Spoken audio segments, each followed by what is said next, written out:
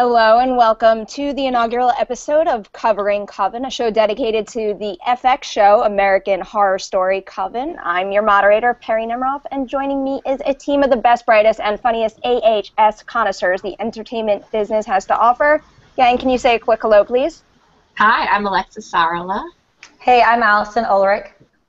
Hi, I'm Megg Hochbaum. I'm Sasha Capelli. And now we have hung out with the poor trapped souls in Murder House and experienced the wrath of Bloody Face, a wicked possession, a sadistic scientist, and even more in Asylum.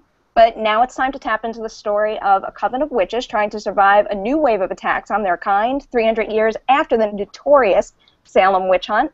In episode 1, Bitch Hunt, we meet Thaisa Farmiga's Zoe, who's shocked to discover that she's got a direct connection to the witches of Salem. She's shipped off to a boarding school where she joins other young women with this same genetic affliction. The headmistress there, Cordelia Fox, aims to keep the girls safe and make them strong by focusing on teaching them to control their powers. But when her supreme witch mother, Fiona, swoops in, she insists that if the witches don't fight, they burn. And so far, so good, I would say. Just like the other two seasons, this one opens up with a pretty wicked opening scene and bold, outrageous gore, but also a bit of a cheese factor the whole way through. And at times I appreciated it, at times I didn't. And I had the same thing with the camera work. I mean, I'm sure you all noticed the camera work was just absolutely outrageous. That camera was spinning in every which way, turning on angles, zooming in and out.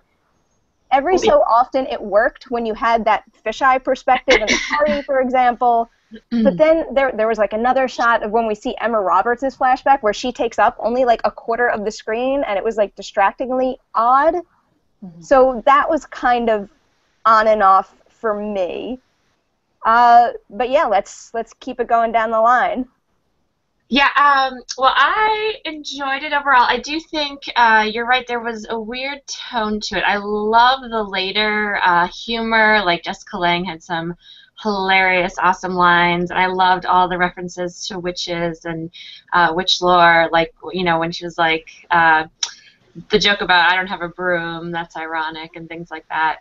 But then I thought the seriousness of the first scene and like the darkness of that, and the fact that it's based on an actual historic case, like, it was a little jarring to then go into this sort of comic tone. But I did like both parts of it. Yeah, this episode I thought was absolutely excellent. I feel like it was just like the other seasons where there's a lot of twists and turns, and everything's eventually going to get ironed out. But watching the girls kind of show who each of them are, what each of their powers is. I love what they did with Queenie being the human voodoo doll. I thought that was really interesting.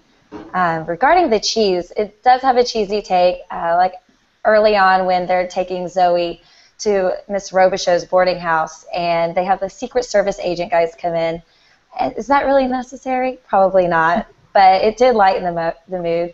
I love that they threw in jokes. Jessica Lange's character, Fiona, where she was like, I'll drop a house on you. You know, that was hilarious. That was one of my favorite moments. But some of the darker moments, Kathy Bates, I was really looking forward to seeing her in this, and she started the episode off so strong. I thought it was really interesting how during the first episode, or the first series, basically, she started with a proper accent. I don't know if you guys noticed this, but at the dinner party, she was all proper.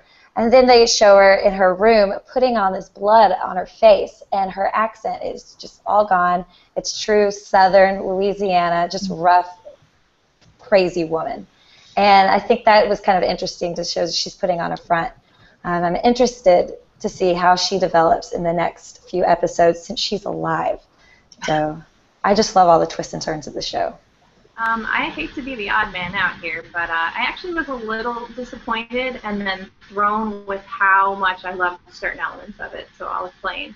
The intro, it was similar to the other two, where they have some kind of very dramatic opening scene that's very gory, with the twins getting their throats ripped out and then Adam Levine getting his arm ripped off, so you start right off with Kathy Bates. And it's extremely jarring, and almost more so than the first two seasons, in my opinion.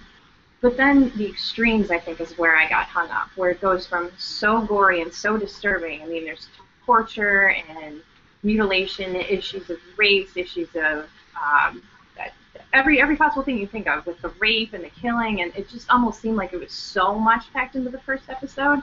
And then the dichotomy between that and the lighthearted humor that we didn't really see in either Asylum or the Haunted House original. I don't know that I really enjoyed the way that they were going about it, and I'm waiting to see if maybe I appreciate the humor more with this extreme level of, like, I mean, we saw Jessica Lange use coke, like, that never came up in the first few seasons where they were that extreme with drug use and sex and killing that quickly. So I want to see if they calm down a little bit with at least the humor or the gore and make it blend a little bit better. But overall, otherwise, I really did enjoy the first episode. I think that they definitely didn't disappoint, and they left plenty to the imagination. I think I overall really enjoyed the episode, and I think the cheese almost helped for me. The beginning, obviously Kathy Bates was killer. The thing for me with the beginning was the sounds, like the when the Minotaur, when she puts the horse's head, and she's like my favorite mythical creature is the Minotaur. Like, that's nobody's favorite creature except for when you're a witch. But the torture, the acting and the sounds, just hearing everything happen, and then, you know, of course we have a crazy spinning camera. But the whole episode kind of sprinkled cheese around where I felt like we could use it. Like, after that rape scene, I was like, can we put some more witches in black hats, please? Like, it was super, super, super dramatic. And I think American Horror Story has a tendency to go ridiculous and not scary at all, or creepy. And I really liked how this episode kind of sprinkled the cheesiness onto these super, super strong, scary women. And when Angela Bassett showed up, I was like, well, there she is.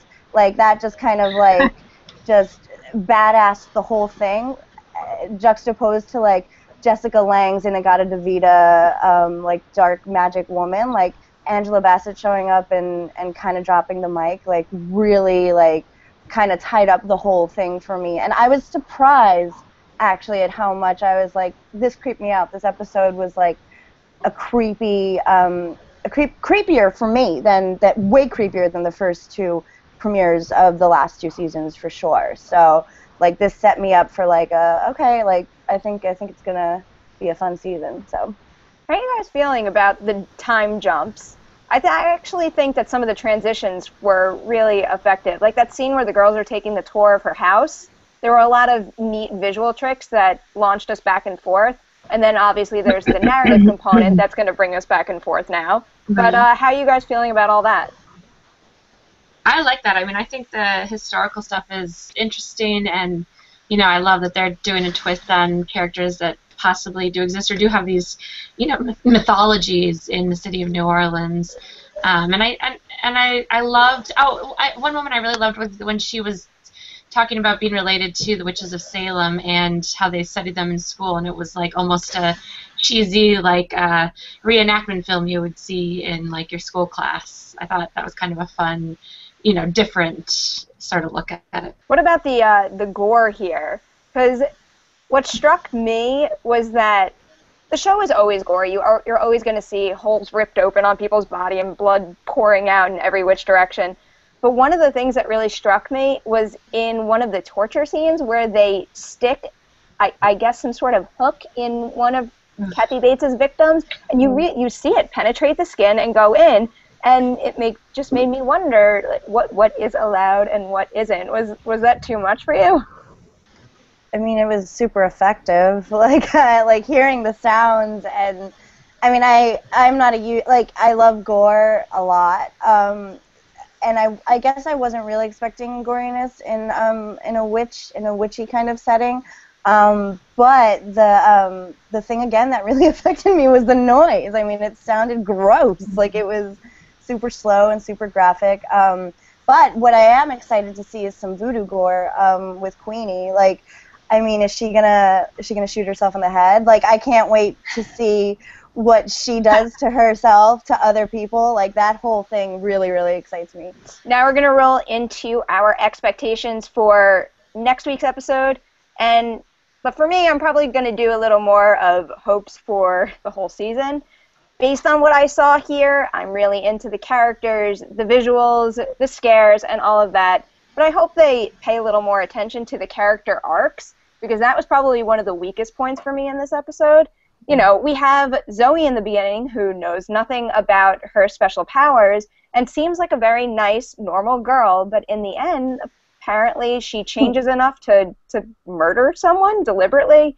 That seemed a little crazy to me, and I kind of want to be part of that journey a little, and I hope they just let us tap into some of those characters in that respect. How about you guys? What are you looking forward to and hoping for in the episodes to come? Well, I think we talked about seeing a lot of the backstories behind some of the other characters, which I would love to see. I just can't wait for the moment when Kathy Bates' character is like meets the girls and meets, it's like, how are they going to explain who she is? And is she going to be like, mystified by all these modern day technologies and that sort of thing? And then, I just hope, I'm curious to see who the Supreme is going to turn out to be and have that battle go down, and I just want more Angela Bassett for sure. I'm looking forward to seeing how Kyle's character is going to come back, and some of the other guys that were in the bus accident. I think they're going to come back in a very gruesome way, according to the previews.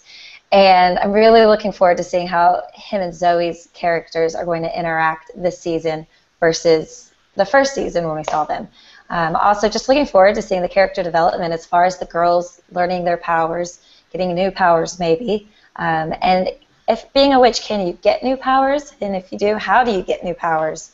So I'm just really looking forward to seeing how they're going to do that and seeing how Angela's going to come back and seeing if her and Kathy are going to have a meeting again, because I just think that's going to be a true shit show for those two to meet again. Yeah, actually, further to what you're saying, Allison, I might be alone in this, but I actually liked it when they were jumping back and forth between different times in the first season and the second season.